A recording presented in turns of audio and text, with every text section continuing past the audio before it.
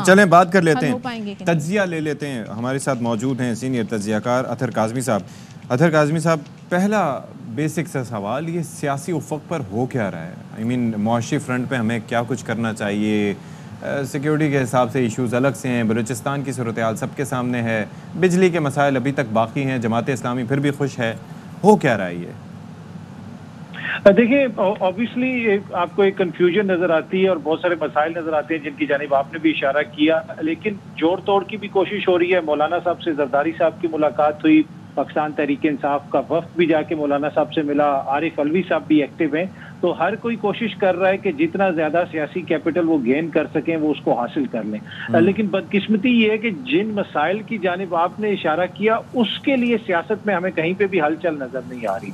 हाँ जी, पंजाब में भी जो आपकी पाकिस्तान पीपल्स पार्टी की और नून लीग की मीटिंग हुई, वो कोई कच्चे के डाकों के हवाले से या महंगाई के हवाले से या बिजली के हवाले से नहीं हुई। वो अपने मसाइल हल करने के लिए हुई कि जनाब पोस्टिंग ट्रांसफर हमने किस तरह करनी है, कितना शेयर किसको मिलना चाहिए।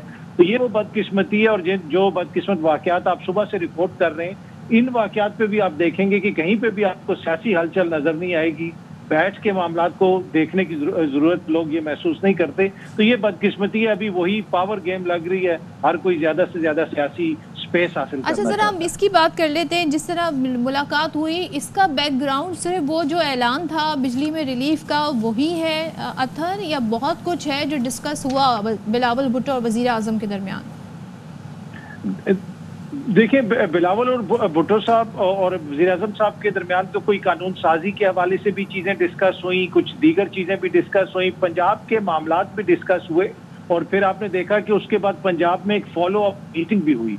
पंजाब में पाकिस्तान पीपल्स पार्टी का गिला शिकवा ये है कि कुछ अजला जो है वहां पे हमारी मर्जी की पोस्टिंग ट्रांसफर होनी चाहिए, हमारे जो वहां से लोग जीते हुए हैं उनको जरा लुक आफ्टर करना चाहिए।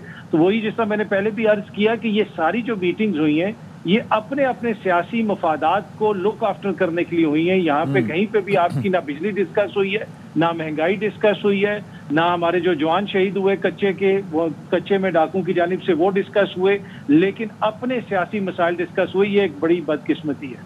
तो अब what seems to be the solution? I mean क्या होता क्या आपको दिखाई दे रहा है? बिकॉज ये मामलात जो हैं वो ऐसे हैं कि जिनके ऊपर फोकस करने की ज़रूरत है। ऑब्वियसली आवाम अब बेबसी के आलम में आ चुके हैं। आप सोचिए कि उन पुलिस एहलकारों के बारे में उनकी वीडियो भी सामने आई जिस तरीके से बेसर व सामानी के आलम में, और आप सोच रहे हैं कि उसको अभी गोली लगी है, आई विल बी नेक्स्ट, मेरा नंबर इसके बाद आएगा। आपकी पूरी लाइफ आपके सामने फ्लैशबैक हो गई है। ये बलूचिस्तान का जो वाक़या मूसा खेल का, आप उसकी मिसाल ले लें कि वो एक एक करके इस तरीके से, और एक नहीं दर्जनों गाड़ियाँ थी, लेकिन सेफ्टी ना होने के बराबर है। तो किसकी जानिब देखा जाए फिर? जी देखिए ना, ये शेयर इनकॉम्पिटेंसी है कि आपने एक इलाके में ऑपरेशन शुरू किया हुआ है, वहां पे आप कम से कम जवानों को मुनासिब इक्विपमेंट तो दें। जिस किस्म की गाड़ियां हैं उनके पास, वो मदद के लिए कॉल करते रहे। फिर उसके बाद आपने ये देखा कि वहां पे जो डाकू हैं वो वहां से वीडियोस अपलोड करते हैं। पूरे मुल्क के अंदर सोशल मीडिया जो है वो कंट्रोल होता है, मीडिया के ऊपर चीजें उस तरह नहीं आती। हम देख रहे हैं इंटरनेट स्लो हुआ हुआ है, लेकिन कच्चे के डाकू मसलसल जो है वो वहां से वीडियोस भी अपलोड कर रहे हैं, वहां पे इंटरनेट भी चल रहा है। मैंने भी आपको इंटरनेट पे ज्वाइन करता था, आज इंटरनेट का मसला हुआ है, स्काइप भी चल रहा है, लेकिन कच्चे के डाकू की वीडियो आ रही है।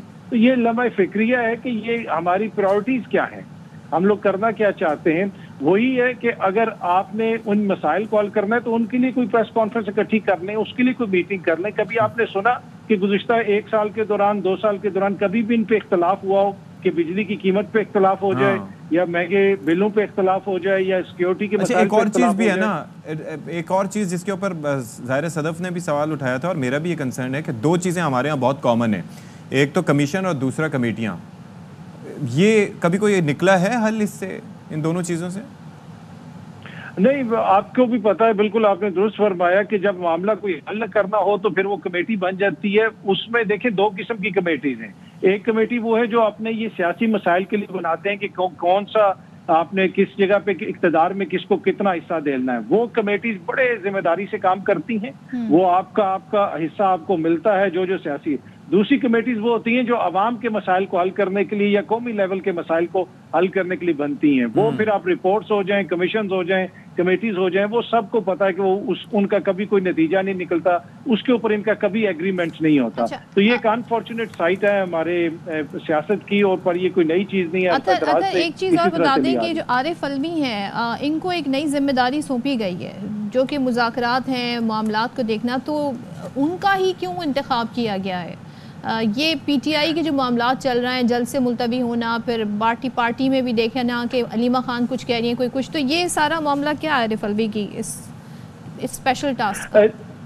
जी सदफ, ये बड़ा इंपॉर्टेंट है। देखिए, इसलिए कि इस वक्त बाहर जमात में कोई भी ऐसी कादावर शख्सियत नहीं है जो इसको मामलात का उस हद तक इदराक हो या मामलात को लेके आगे चल सकें। जो बाहर लीडरशिप है, एक तरह से आपको उनका फेलियर नजर आता है। बैरिस्टर गौहर कहने को तो चेयरमैन है, लेकिन वो कोई भी फैसला नहीं कर सकते।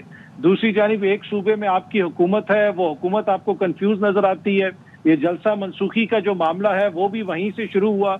एक तरफ अली अमीन वीडियोस लगा रहे थे कि मैं पता नहीं ट्रैक्टर और क्या क्या चीजें लेके आ रहा हूँ, दूसरी जानिब वही कह रहे थे कि जी हम सुबह जलसा नहीं करेंगे। तो ये सारे मामलात हैं। मेरे ख्याल में इनको देखते हुए इमरान खान साहब ने सोचा है कि आरिफ अलवी साहब को आगे लाया जाए और वो सियासी मामलात को देखें, दीगर लोगों से भी एंगेज करें। अब मौलाना से आप एंगेजमेंट की बात करते हैं, तहरीक इंसाफ वाले जाके मिलते हैं, लेकिन अगले दिन ही अली अमीन गंडापुर साहब मौलाना साहब के हवाले से इंतहाई तहजीक आमेज बात कर देते हैं, क्योंकि उनका वो हल्का है। तो इस वजह से मुझे लगता है कि सियासी मामलात को देखने के लिए आरिफ अलवी साहब को टास्क दिया गया है। ठीक है, थैंक यू सो मच अतर काज़मी साहब फॉर बीइंग विद अस।